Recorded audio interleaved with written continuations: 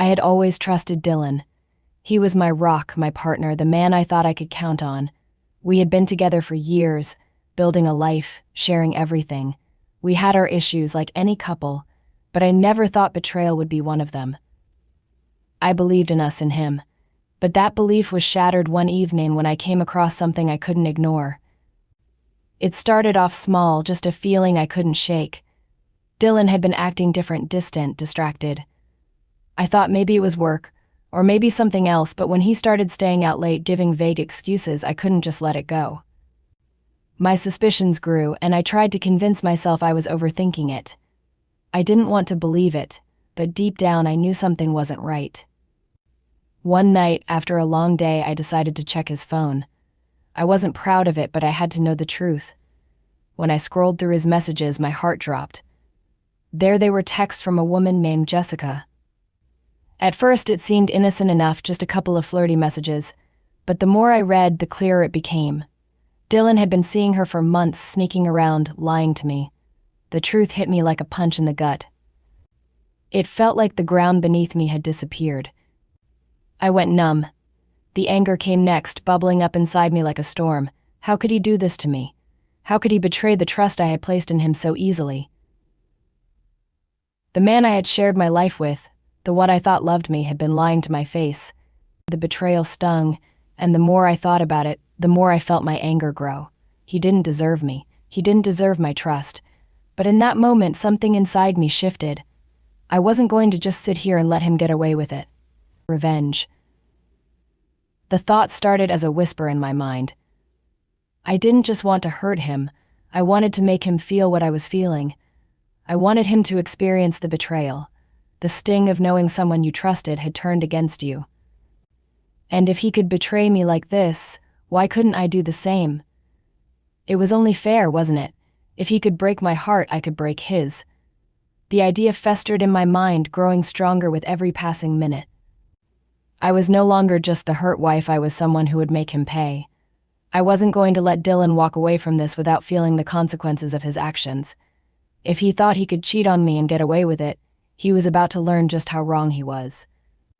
Revenge isn't something you rush into. You need to be smart about it, make sure everything is calculated, and most importantly, make sure it'll hurt them as much as they hurt you. That's when the idea hit me. Tom. Dylan's cousin. I had always noticed how Tom acted around me, a little too friendly, a little too flirtatious at times. It was innocent enough at first, just light-hearted banter when the family gathered. He was charming, good-looking, and seemed to show more interest in me than I ever really thought was normal. But I pushed those thoughts aside. Now, though, I couldn't ignore them anymore. He had always been there whenever Dylan wasn't. He would show up at family events, offer me help with things around the house when Dylan was too busy, always there with a smile and a joke. I wasn't sure if Tom even knew how much his attention affected me, or maybe he did, and that was why he acted the way he did. Either way, in the haze of betrayal, I realized he could be the perfect person to use. I had no intention of falling for him. Not at all. This wasn't about Tom, it was about Dylan. This was about making Dylan feel the exact same way I felt when I discovered his lies. Tom was the perfect pawn in my game, and I wasn't going to waste this opportunity.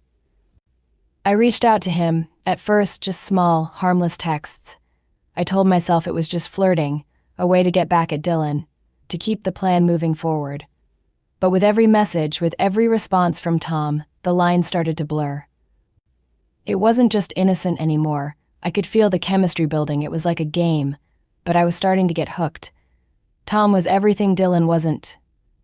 Attentive, present, affectionate. The more we communicated, the more I realized how much I was enjoying the attention. Every word felt like validation, like I was finally getting something I had been missing for so long. Soon, it wasn't just texting. I found myself agreeing to meet up with Tom, to spend time alone with him. At first, I told myself it was harmless, just two people talking, getting to know each other, but deep down I knew I was crossing a line. Every touch, every laugh, every stolen moment felt like a rebellion against Dylan. Tom was eager, and I couldn't deny how good it felt to be the one in control. I felt like I was finally winning. This was going to hurt Dylan. I was certain of it, But somewhere deep inside, I also knew I was starting to enjoy this in a way I shouldn't. It was more than just revenge now, it was something else, something dangerous. The deeper I got into this, the harder it became to remember why I started it all. The first time Tom kissed me, it hit me like a shockwave. I hadn't planned for it to happen, but in the heat of the moment, everything felt inevitable. The connection between us had been building for weeks, each moment pulling me further in. And when his lips met mine, it was like something inside me shifted. There was guilt, yes, a heavy weight that sank into my stomach, but it was quickly overshadowed by something else, something more powerful. The kiss wasn't just about passion, it was a declaration of defiance. I was doing this for revenge, but somewhere in the back of my mind, I realized I was doing it because it felt good too. I had always believed I was better than this. I was the kind of person who believed in loyalty and trust. I'd never imagined I'd be in a situation where I'd be willingly betraying someone. But here I was, lost in the kiss, lost in the feeling of finally being wanted. I couldn't deny how much I was enjoying the attention Tom was giving me. He made me feel desirable in ways that Dylan hadn't in months. In that moment, I wasn't just a woman scorned, I was someone being seen, being appreciated. I felt alive in a way that had been missing from my life for so long. Tom didn't pull away after that first kiss. In fact, he leaned in closer, and soon his hands were on me, pressing against me as if he couldn't get enough. And I didn't want him to stop. Each touch made my pulse race, and despite the voice in my head telling me to stop, to walk away before things went too far, I couldn't. I was in too deep. The lines between revenge and desire were becoming blurry, and I wasn't sure where one ended and the other began. It wasn't just physical. Tom listened to me. He asked about my day, about my thoughts, about things Dylan never seemed to care about anymore. Every time we met, I found myself opening up to him in ways I hadn't planned.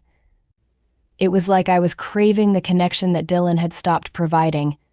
But the more I let Tom in, the harder it became to keep the guilt at bay. I couldn't pretend I didn't feel something for him. It wasn't love, I knew that. It was something else, something dangerous. The desire to make Dylan feel the same way I did, to tear down the walls of our relationship, was consuming me. But now, I wasn't sure if I was just playing a game anymore. As the days passed, I felt myself slipping further into this affair, feeling more drawn to Tom each time we met. I told myself it was just for revenge, that it was Dylan who had pushed me to this point, but deep down, I knew I was no longer just following through on a plan. I was losing myself in the thrill of it, in the attention and the feeling of being desired. And every time we touched, every moment we spent together, it only made me want more. One night, everything changed. Dylan came home earlier than usual. I didn't expect it, and I certainly didn't expect Tom to be there. We had been getting closer, our meetings becoming more frequent, but I had convinced myself it was just innocent fun, just a way to hurt Dylan without going too far. But when Dylan walked through that door, everything stopped. His face froze in shock the moment he saw us together, Tom standing way too close, our bodies too close for comfort. I could see the anger building in his eyes, but it wasn't just anger. There was confusion, betrayal, and something darker, something I couldn't quite place.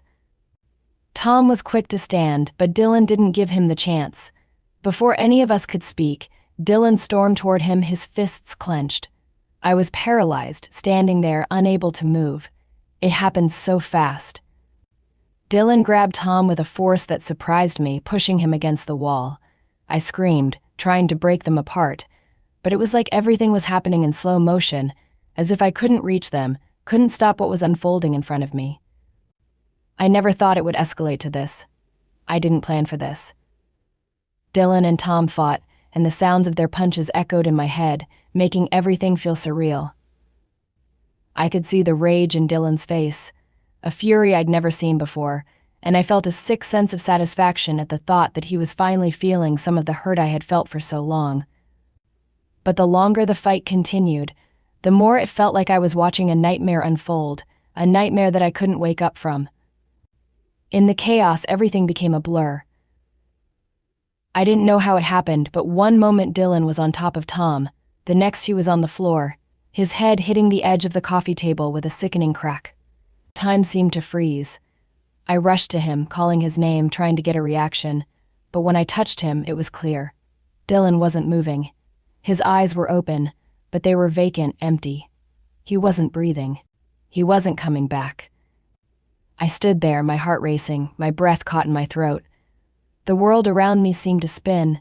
I had never imagined things would go this far. This wasn't what I wanted. This wasn't how it was supposed to end. But there was no denying it now. Dylan, the man who had betrayed me, the man I had set out to make feel the same pain, was gone. And I had a part in it. The guilt hit me like a tidal wave, but it was too late to turn back. I had crossed a line I couldn't uncross, and the consequences were more than I was ready to face. The days that followed felt like I was walking through a fog, everything disjointed and surreal. The house was empty, too quiet, as if it was holding its breath, waiting for the truth to be uncovered. I couldn't stop replaying that moment in my head, the one where Dylan's lifeless body lay on the floor, the realization crashing over me that I had killed him. It wasn't a conscious choice. I never meant for it to end like this, but the guilt, the fear, the shock, it all hit me at once. It didn't matter that Dylan had betrayed me. It didn't matter that I had been looking for a way to hurt him. What mattered now was the fact that I was responsible for his death. The police came soon after. I told them the story, how the fight had gotten out of control, how Dylan had been furious and had lost his balance, falling onto the coffee table. It was the truth, but it wasn't the whole truth. I left out the part where I stood there, frozen, watching them fight, knowing I was partly to blame. Tom and I kept our stories straight. He played his part, acting like the innocent bystander who had been caught up in something he couldn't control. The police didn't suspect him. They didn't suspect me either, not at first. Everything seemed to be falling into place. But I couldn't escape the weight of it. Every time I looked in the mirror, I saw a stranger. Someone who had crossed a line, who had made a choice and had to live with the consequences. I wasn't sure if I felt relief or horror. Dylan was gone. I had finally made him feel the betrayal I had suffered. But it came at such a high cost. His family mourned, they cried, and I had to pretend to mourn too. I had to act like I was the devastated wife, the one who had lost her partner. But inside, all I felt was emptiness. The revenge I thought would make me feel better only made things worse. As the days passed, I couldn't shake the feeling that something was wrong. The guilt gnawed at me, eating away at my every thought. It was a constant companion, and no matter how much I tried to push it away, it was always there, lurking just beneath the surface. But I couldn't undo what had been done. Dylan was gone, and no amount of pretending could change that. Tom and I tried to carry on as if nothing had happened, but I knew deep down that everything had changed. I had made a decision that would haunt me forever. The reality of it all sunk in, and I began to wonder if it had really been worth it. What had I truly gained? Revenge had consumed me, and now I was left with nothing but the haunting aftermath of my actions. The man who had betrayed me was gone, but so was any sense of peace. Now I was trapped in a lie, trapped in the weight of what I had done, and I had no idea how to live with it.